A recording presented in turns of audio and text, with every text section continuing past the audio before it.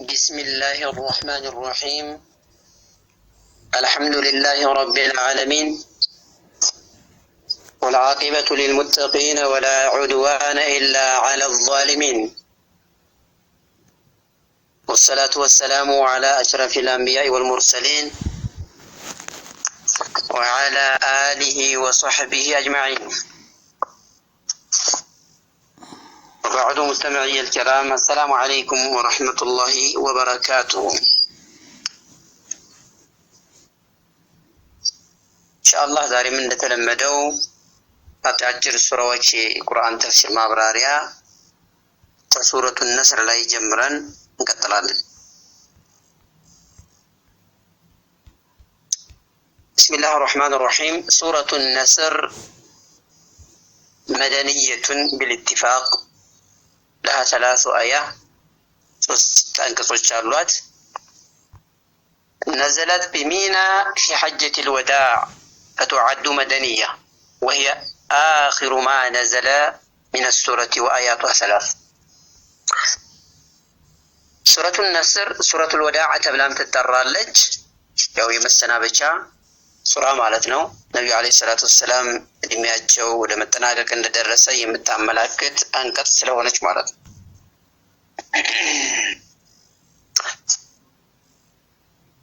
የወረደችው ሚና ላይ ነው እያለ ነው። في حجة الوداع መጨረሻው ሐጃቸው ላይ ነብዩ አለይሂ ሰላቱ ወሰለም ሚና ላይ እንደሆኑ ነው የወረደች። ፈትወዐዱ መደንየተን ሚና የመካ ክልል ውስጥ ነበረ፣ ግን ባለፈው እንደተናገርነው بعد الهجرة የሆነው ሁሉ መደንይ ነው የሚባል ብለናል።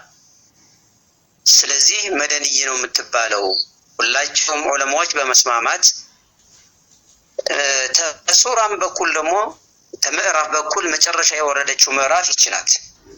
ከሷ በኋላ አያቶች ወርደዋል። በእርግጥ ግን ሱራ በሚባል መልኩ የወረደችው መጨረሻ ላይ ሱረቱ ነስር ናት።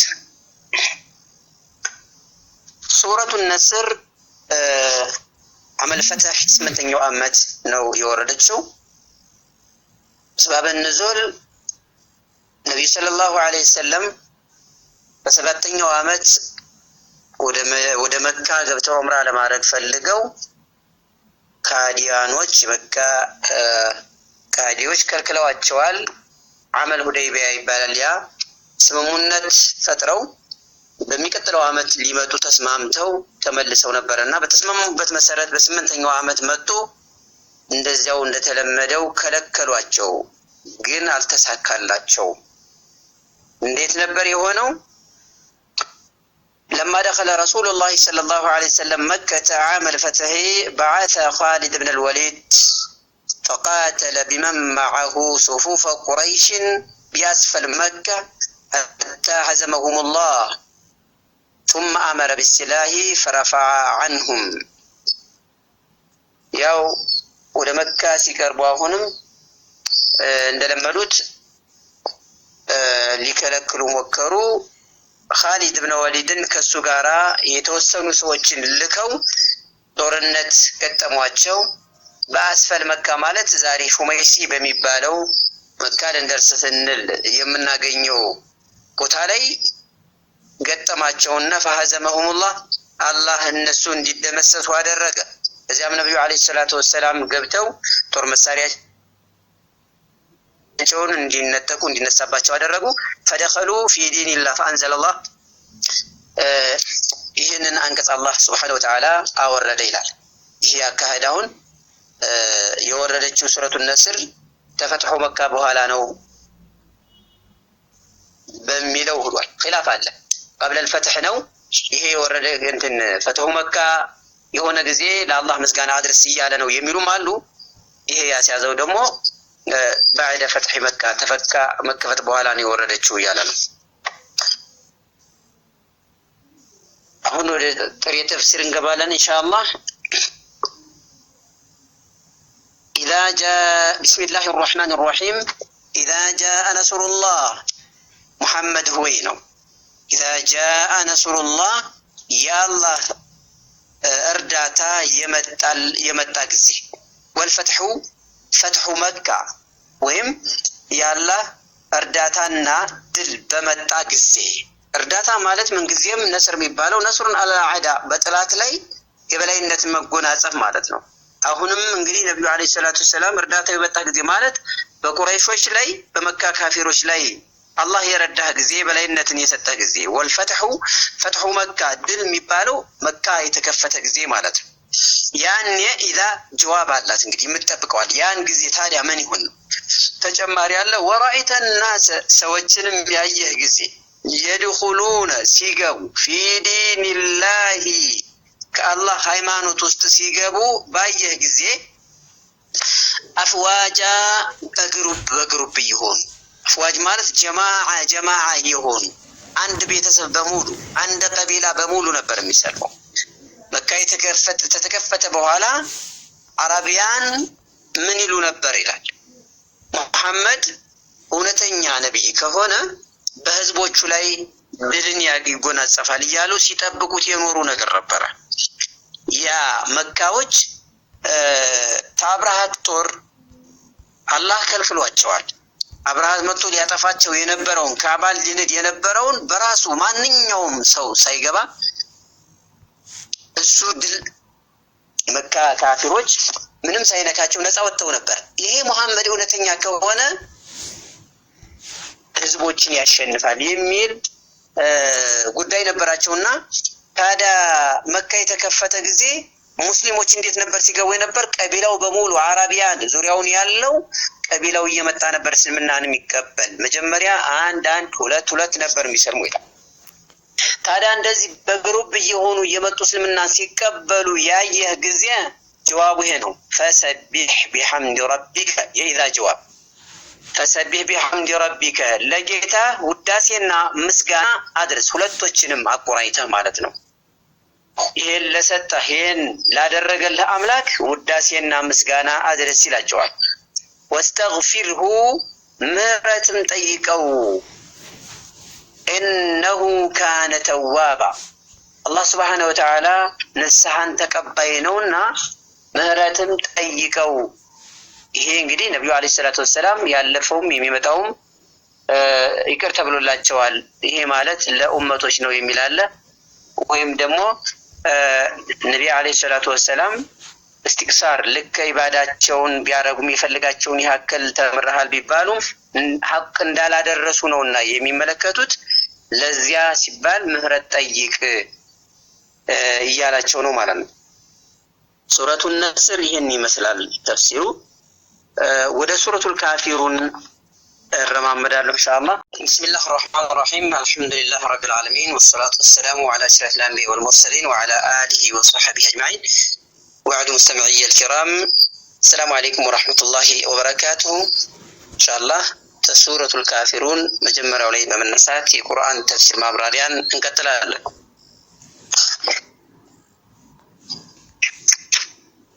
سورة الكافرون مكية وآياتها 6. سورة الكافرون بمكة يوردش يعني قبل الهجرة يوردشنا 6 አንቀጾች ያካተተች ናት። ሱረቱል ካፊሩን እንዲሁ ያው ሰበበ ንዙል አላት። የወረደችበት ምክንያት ረሱልን አለይሂ ሰላቱ ወሰላም የመካ ከሃዲያኖች ድርድር አቀረበውላቸው ነበር። ወደ ተውሂድ ሲጠሩ ድርድር አቀረቡ። ምንድነው የተደራደሩበት? ስልጣን ከሆነ የምትፈልገው ስልጣንን እንስጥህ፣ ገንዘብ ከሆነ የምትፈልገው ከሁላችንም አዋተን አግና ረጁል ፊ መካ ከመካ ውስጥ ሁላችንም በላይ ሀብታም እናድርግህ፣ ከሴቶቻችን ከልጆቻችንንም ቆንጆ የምትባል ልጅ እንዳርህ፣ እስ አንተ አሊሃታችንን ጣውታታችንን አትዝለፍብን፣ አትስደብብን፣ ከዚህ ተቆጠብ አሏቸው። ነብዩ አለይሂ ሰላቱ ሰላም በዚህ አልተስማሙም። ገንዘብም አልፈልግም ስልጣንም አልፈልግም የምትሉት ሁሉ ለኔ ምንም ነው አሏቸው። እንግዲያስ አላህን ብቻ አንድ አድርገን እንድናመልክ ነው የምፈልገው ሲሉ እንግዲያስ ይሄ ይህንን ሐሳብህን ትንሽ ላላ አድርገው ለዘብ አድርገው እና አንድ አመት ያንተን ጣዖት ያንተን አምላክ እንገዛ ሌላውን አመት ደግሞ የኛን አምላክ እንገዛ የሚል ማዕከላዊ የሆነ ሐሳብ አቀረቡ። አይ ይሄንንም እኔ መልሱን አልመልስም ከአላህ ተጠብቃለሁ እንዳሉ አላሁ ሱብሓነሁ ወተዓላ በራሱ መልሱን አስቀመጠላቸው። ቁል ያ አዩሀል ካፊሩን ላ አዕቡዱ ማ ተዕቡዱን በላቸው ነው። ቁል ሙሐመድ ሆይ በላቸው ያ አዩሀል ካፊሩን እናንተ ከሃዲያኖች ሆይ ለከሃዲዎች እናንተ ከሃዲያኖች ሆይ በላቸው ላ አዕቡዱ ማ ተዕቡዱ ያን እናንተ የምታመልኩትን ጣዖት አላመልክም እኔ አምላኪ አይደለሁም በላቸው። ወላ አንቱም ዓቢዱነ ማ አዕቡድ እነሱም አንዳንድ ጊዜ አንተን አምላክ እንገዛ ብለው ነበርና ወላ አንቱም ዓቢዱነ ማ አዕቡድ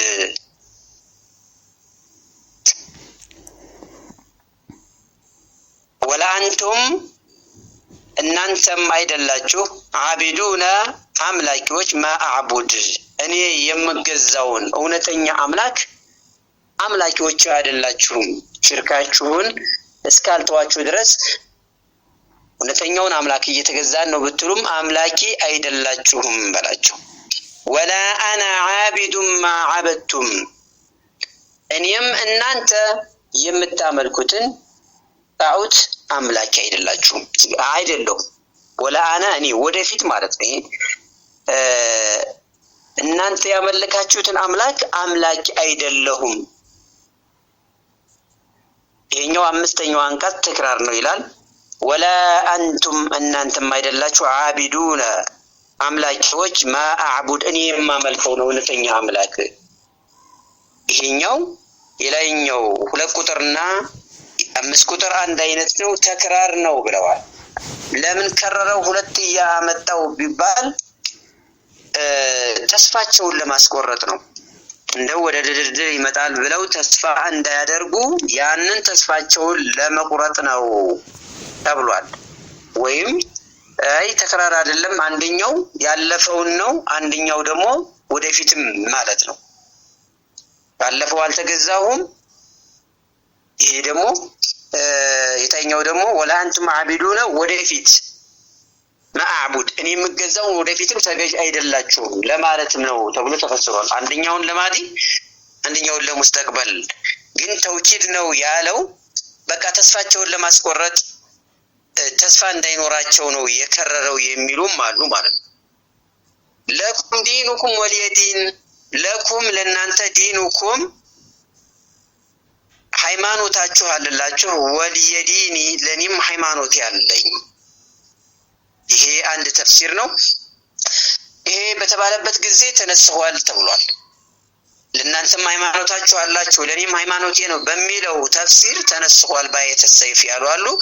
ለአንደሱ አይደለም አልተነሰኸም። ለኩም ዲኑኩም ማለት ጀዛኡኩም ማለት ነው። የሽርካችሁ ዋጋ ይከፈላችኋል። ወሊየዲኒ የኔም በተውሂድ የምሰራው ስራ ዋጋ ይከፈለኛል ለማለት ነው ተብሎ ተተርጉሟል። ይሄ ከሆነ ኢኽባር መናገር ነው። እንቱም ጀዛቸውን እንደሚከፍላቸው አላህ እኛም ጀዛችን ይከፍለናል እያሉ መናገር ነውና ነስኽ የለውም የሚሉ ዑለማዎች ብዙ ናቸው ማለት ነው። ዛሬው ተፍሲር እዚህ ላይ ያቆማል። ሰለላሁ ዐላ ሰይድና ሙሐመድ ወዐላ አሊሂ ወሰህቢሂ ወሰለም። ሰላም አለይኩም።